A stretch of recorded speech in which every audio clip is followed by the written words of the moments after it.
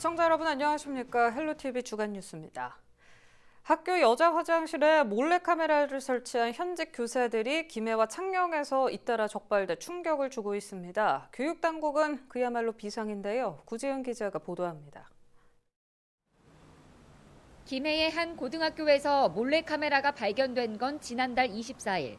카메라는 화변기, 즉 수세식 변기 앞부분 안쪽 은밀한 곳에 숨겨져 있었습니다. 이를 학교 교직원이 발견하고 경찰에 신고한 겁니다. 경찰 조사 결과 해당 학교에 근무하고 있는 40대 교사 A씨의 범행으로 드러났습니다. 지금 현재는 그 학생들이 등교를 하지 원격 수업으로 등교를 하지 않았기 때문에 피해가 지금 저희들 피해 사항들을 정확하게 이야기를 드릴 수 있습니다. 추가 범행에 대한 조사도 이루어지고 있습니다. A씨의 휴대전화에서 다른 곳의 화장실과 샤워실 등에서 찍은 것으로 추정되는 또 다른 몰카 영상이 발견됐기 때문입니다. A씨는 해당 학교 부임 전 많은 학생들이 오가는 수련원에 근무했던 것으로 알려졌습니다. 경찰은 A씨의 자택 등에 대한 압수수색을 진행하고 휴대전화는 물론 개인용 컴퓨터에 다른 불법 촬영물이 있는지 조사 중이라고 밝혔습니다. 가수대로 포렌식 보내가지고 그쪽에 이제 지금 보내는 그런 상태이기 때문에 아직까지 다 통보를 안 받았습니다. 그러면 현재 그거 관련해가지고 분석이 이제 다 내려오면 그때 우리가 이제 정리를 할 그런 상황입니다. 이 사건이 일어난 지 이틀 뒤인 지난달 26일 창녕의 한 중학교 여자 화장실에서도 몰래카메라가 발견됐습니다. 교직원의 신고로 경찰의 수사망이 좁혀오자 해당 학교 30대 남자 교사는 사건 발생 3일 뒤인 29일 자수했습니다.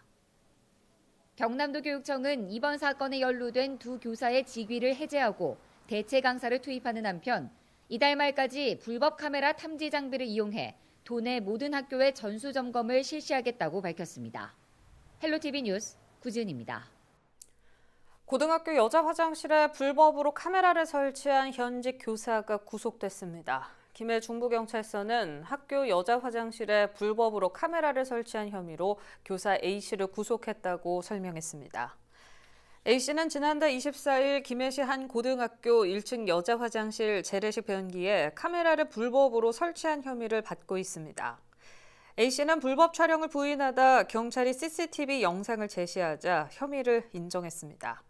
경찰은 A씨로부터 압수한 휴대전화 등에서 불법 촬영으로 추정되는 영상을 발견해 여죄를 수사하고 있습니다.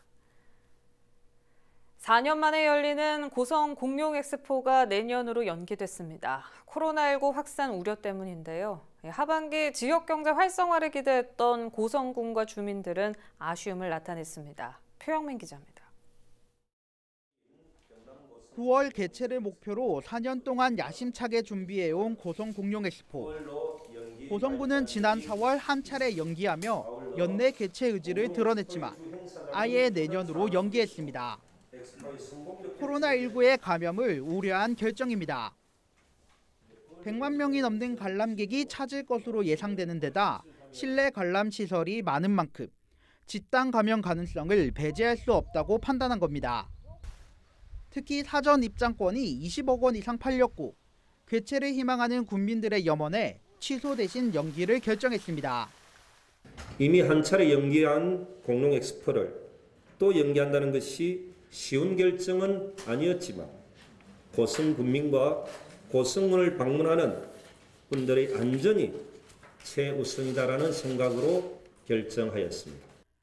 엑스포가 연기되면서 주 행사장인 당항포 관광진에 식당과 편의시설 운영에 참여한 업체들은 울상입니다. 대목을 기대했는데 1년 이상 기다려야 하기 때문입니다. 이에 고성군은 오토 캠핑장 등 일부 야외 시설을 개방해 업체들이 숨통이라도 틀 수 있게 할 계획입니다. 처음에 저희들 예산이 61억이었습니다. 9월로 연기되면서 65억, 내년으로 연기되면서 68억으로 7억이 올라갔습니다. 그 부분 속에서 계약했던 부분들의 애로사항은 하나하나 저희들이 정리하도록 하겠습니다. 지난 2016년 공룡 엑스포가 지역 경제에 미친 파급 효과는 850억 원. 152만 명의 관람객이 지역의 식당과 숙박업체 등을 이용하며 쓴 돈도 포함된 금액입니다. 엑스포 개최 연기로 올해 하반기 지역경제 활성화를 노렸던 고성군의 계획도 틀어졌습니다. 또 인건비와 관리비 등 7억 원 이상의 예산이 추가로 투입될 전망입니다. 코로나19 여파로 4년 만에 열리는 고성공룡 엑스포가 연기되는 아쉬움 속에 고성군은 콘텐츠 강화 등을 통해 더 내실 있는 엑스포를 선보인다는 계획입니다. 헬로티비 뉴스 표영민입니다. 지방대 위기라는 말 이젠 익숙해질 정도로 심각한 현실이 되고 있습니다. 절대적인 학생 수도 줄어드는 데다 지역 인재들은 서울로 수도권으로 향하고 있는데요. 지방대 생존을 위한 혁신 어떻게 해야 할까요? 여기에 대학들은 지역에서 해답을 찾고 있습니다. 미래 산업의 전문가를 지역에서 키워내야 한다며 인재 양성에 집중하고 있습니다. 장보영 기자가 취재했습니다. 경남 김해에 있는 콘택트렌즈 생산업체입니다. 연매출 30억 원의 이 중소기업은 인제대학교 연구진과 공동으로 기술을 개발하며 다양한 제품을 생산하고 있습니다. 인제대로부터 이전받은 기술은 총 3건. 콘택트렌즈의 단백질 흡착을 줄이는 기능성 렌즈 보존액은 이미 출시 준비를 마쳤습니다.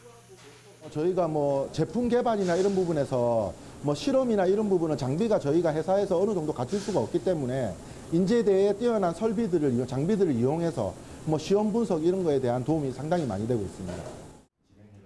지난해 김해시가 의생명 의료기기 강소연구개발 특구가 되면서 인제대는 핵심 연구기관으로 선정됐습니다.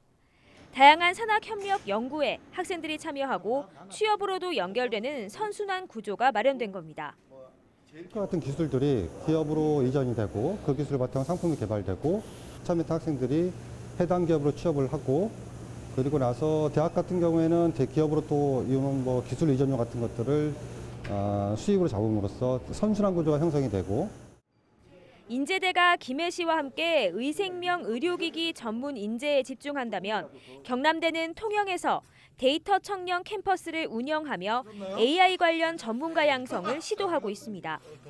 인재 유출의 악순환을 막기 위해서는 대학과 지자체, 혁신 연구기관이 힘을 모아 지역에서도 관련 인재를 육성하는 것이 필수적이라 본 겁니다. 12주 동안 경남 지역의 대학생을 비롯해 하버드대, 연세대 등 각지에서 모인 참가자 69명은 통영에서 국내 최고 수준의 AI 관련 교육을 받게 됩니다. 교육을 굉장히 질적으로 바꿔야 돼요. 자기가 공부를 해서 이 친구들이 지역을 바꾸고 이 지역에서 뿌리를 내릴 수 있게끔 해줘야 된다. 그러려면 그 친구들의 역량을 성장시키고 그 친구들이 연대하고 협업할 수 있는 모델을 만들어야 된다.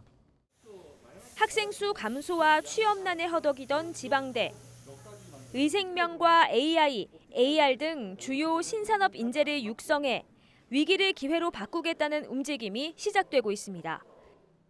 헬로티비 뉴스 장보영입니다. 네, 지방대학의 위기와 대책 연속 보도로 전해드리고 있는데요. 개정된 혁신도시법이 시행되면서 공공기관의 지역인재 채용이 확대됐습니다. 수백 대 1에 달하는 경쟁률에 공공기관 취업문이 좁기만 했던 지역 청년들도 도전해볼 만하다는 반응인데 취업난 해소와 지방대학의 위기 극복에 도움이 될 수 있을지 기대를 모으고 있습니다. 보도에 정선영 기자입니다. 정부는 2005년부터 지난해까지 전국의 혁신도시 10곳을 지정하고 수도권에 있던 153개 공공기관 이전을 완료했습니다. 지난해 이들 공공기관이 뽑은 지역 인재는 1,517명으로 전체 채용 인원의 26% 규모입니다. 해당 지역 출신 인재를 일정 비율 의무적으로 채용하는 규정에 따른 겁니다. 충남과 대전의 경우 전국 광역시도 가운데 유일하게 혁신도시가 없어 이러한 혜택에서 소외돼 왔는데 뒤늦게 제도가 보완되면서 역차별이 해소될 전망입니다. 개정된 혁신도시법이 지난 6월부터 시행됨에 따라 2005년 이전에 수도권에서 지방으로 옮긴 공공기관에도 지역인재 의무 채용이 적용됐습니다. 해당 지역도 충남에서 충북, 대전, 세종까지 충청권 51개 공공기관으로 확대됐습니다. 기존에 충남에 있었던 한국서부발전과 한국중부발전 역시 2022년까지 지역 인재를 30%로 늘려야 합니다. 오히려 스펙이 좋은 친구들보다는 장기간 근무하기에는 굉장히 좋은 것 같습니다. 그리고 하반기에 예정돼 있는 신입사원 채용 시에도 지역 인재를 24%까지 채용하는 것을 목표로 하여 지역 인재와 함께 성장하는 회사가 될 수 있도록 노력할 예정입니다. 공공기관 취업을 준비하는 충남 지역 청년들도 긍정적으로 보고 있습니다. 지역 인재 전형으로 응시하면 수도권 대학 졸업생들과 경쟁해야 하는 일반 전형보다 최종 합격 가능성이 높아질 거란 기대에서입니다. 또 지방 근무에 대한 거부감이 덜하고 기업이 있는 지역의 환경과 문화 등을 잘 이해하고 있어 실제 업무에도 도움이 된다는 점을 내세우겠다는 전략입니다. 기업이라던가 아니면은 뭐 주변 환경 아니면은 뭐 장소마다 문화도 조금씩 다를 거 아니에요. 뭐 시장 흐름이라던가 그런 거를 외지에서 오는 사람들보다 더 잘 알 수 있지 않을까라고 생각합니다.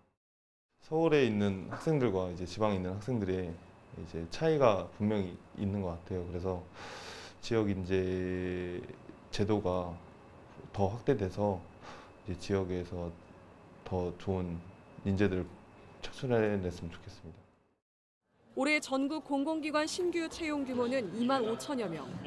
지역 인재 의무 채용 제도가 지방대 청년들의 취업난에 숨통을 트여줄 수 있을지 주목됩니다. 헬로티비 뉴스 정선영입니다. 학령 인구가 줄어들면서 위기를 맞은 건 지방 전문 대학들도 마찬가지입니다. 4차 산업혁명 시대에 살아남기 위해 특성화로 승부하고 있는데요. 이 소식 이하영 기자가 전해드립니다. 인천의 한 전문대학교. 인공지능과 바이오 분야의 특화 교육을 위해 올해 초 관련 연구소를 신설했습니다. 3D 프린터로 제품을 제작하는 메이커 스페이스와 가상현실 실습 공간도 마련했습니다. VR 실습 시스템 같은 경우에는 직접 행동으로 할 수 있으니까 몸에 빨리 익힐 수 있었던 것이 많이 도움이 되었던 것 같습니다. 그리고 또한 이 비상 상황들이나 이런 걸 직접 경험하기가 많이 드문데 그런 상황들을 가상현실로 체험함으로써 그런 점이 좋은 것 같습니다. 4차 산업혁명의 핵심인 인공지능을 21개 모든 학과에 접목하고 내년에는 인공지능 학과도 신설합니다. 인공지능 분야, AI 분야와 그리고 바이오 분야로 해서 지역 연계형 또 4차 산업을 준비하는 미래 직업형 그런 직업교육 모델을 가지고 교육을 시행하고 있습니다. 로봇 특성화 대학을 표방한 한국폴리텍대학 영천 캠퍼스입니다. 기계와 전자, 자동화, IT 같은 전통적인 학과와 전공의 구분을 허물고 하나의 로봇 융합 기술 과정으로 교과를 운영합니다. LF라고 하는데 이제 공장에서 그걸 이제 공장처럼 체험하면서 학생들이 배울 수 있도록 되어져 있습니다. 현장에 나가서 재교육 없이 학생들이 일을 할 수 있도록 저희가 교육을 할 예정입니다. 지역 주력 산업에 필요한 인재를 양성하는 만큼 지역 사회의 기대감도 큽니다. 자동차 부품 등 제조업체가 많아서 지역 산업체와 연계해서 전문 기술 인력을 양성하고 이것이 또한 고용으로 이어져서 일자리를 창출하고 또한 인구 유입 등 지역 경제 활성화에 크게 기여할 것으로 기대하고 있습니다. 학생 수 감소로 위기에 놓인 대학들. 위기 극복을 위해 4차 산업혁명 시대 맞춤형 교육과정을 앞다퉈 신설하며 생존 전략을 모색하고 있습니다. 헬로티비 뉴스 이하영입니다. 본격적인 여름이 시작되면서 식중독 사고도 점점 늘고 있습니다. 이번 달 중순부터 8월 말까지 더 많은 환자가 늘 것으로 예상되는데요. 식중독에 걸리지 않고 건강하게 여름을 이겨내는 법, 전주영 기자가 알려드립니다. 최근 경기도 안산시의 한 유치원에서 31명이 집단으로 설사와 복통, 발열 등 식중독 증세를 보이면서 유치원 폐쇄까지 들어갔던 안산 식중독 사태. 그 원인은 장출혈성 대장균의 합병증 중 하나인 용혈성 요독증후군, 이른바 햄버거병입니다. 코로나19로 인해 개인 위생 수칙에 대한 관심은 높아졌지만 장출혈성 대장균 감염증 등 식중독 환자는 늘어난 추세입니다. 올해 장출혈성 대장균 감염증 증상을 나타낸 환자 수는 6월 말까지 127명. 지난 2018년과 2019년 같은 기간을 비교해봐도 2배 이상이 많은 수치입니다. 경남 지역에서도 올해 5명의 환자가 발생했습니다. 이런 이제 식품외교성 감염증은 사람과 사람 사이에 전파되는 감염이 아니고 이제 오염된 음식을 통해서 감염되는 경우다 보니까 아무래도 이제 여름철이고 이제 기온이 올라가면서 음식 보관이 잘못되면서 균이 훨씬 더 많이 번식하지 않을까 싶습니다. 요즘과 같은 기온과 습도가 높은 장마철은 식중독균이 번식하기 좋은 환경입니다. 특히 기온이 더 높아지는 8월 말까지는 식중독의 위험이 커질 수밖에 없습니다. 세정기를 사용하여 30초 이상 손 씻기를 잘 하여야 하고 식중독 예방을 위해서는 손 씻기와 더불어 음식을 익혀서 먹는 것이 안전합니다. 식중독 예방 3대 요령, 즉 손 씻기, 익혀 먹기, 끓여 먹기를 항상 준수하고 냉장고 소독, 음식물 조리, 보관 등에 주의한다면 식중독부터 안전한 여름을 보낼 수 있습니다. 코로나19 장기화 속의 여름철 질병까지. 병을 막기 위해선 개인 위생 수칙을 철저히 지키는 것은 물론 음식물을 완전히 익혀 먹는 것이 가장 중요합니다. 헬로티비 뉴스 전주연입니다.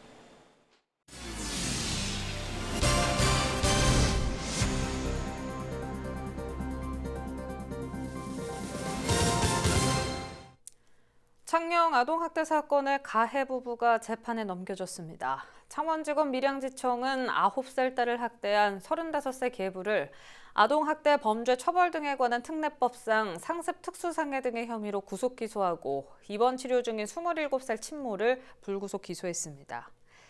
이들 부부는 지난 1월부터 4개월 동안 9살 딸 A양을 불에 달군 프라이팬으로 손가락에 화상을 입히고 쇠막대기 등 도구로 때리는가 하면 테라스에 감금하는 등 상습적으로 폭행하고 학대한 혐의를 받고 있습니다.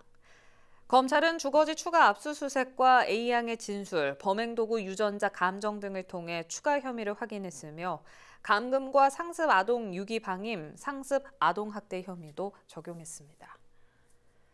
경남에서 올해 처음으로 비브리오 폐혈증으로 인한 사망자가 발생했습니다. 도는 지난 6일 구토와 설사, 피부 반점 등 증상을 보인 40대 남성이 도내 대학병원에서 숨졌다고 밝혔습니다. 이 남성은 기초 역학조사 결과 지난 8일 비브리오 폐혈증 확진 판정을 받았으며 만성 간질환 등 기저질환이 있었고 생선회를 먹은 것으로 알려졌습니다. 비브리오 폐혈증은 여름철 바닷물 온도가 18도씨 이상 상승하는 6월에서 10월 사이 주로 발생하며 오염된 해산물을 덜 익혀 먹거나 상처난 피부에 오염된 바닷물이 접촉했을 때 주로 감염됩니다.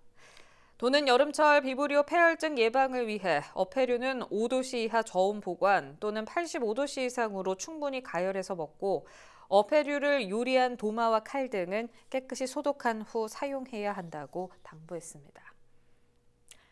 오는 31일 거창군에서 열릴 예정이던 2020 거창 페스티벌이 취소됐습니다.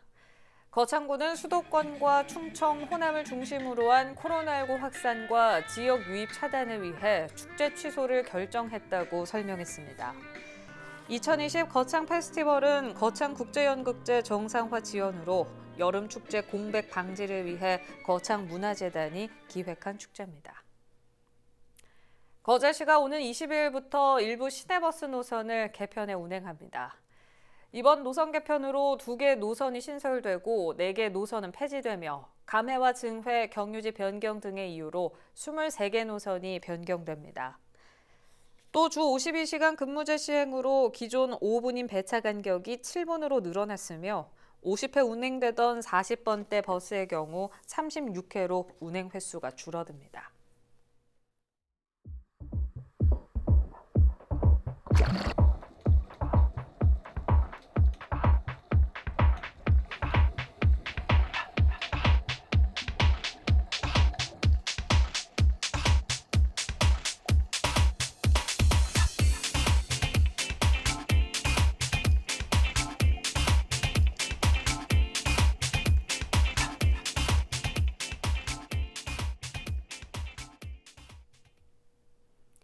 이상으로 뉴스 마칩니다. 오늘 뉴스는 유튜브 채널 헬로 경남 통해서 다시 보실 수 있습니다. 시청해주신 여러분 고맙습니다.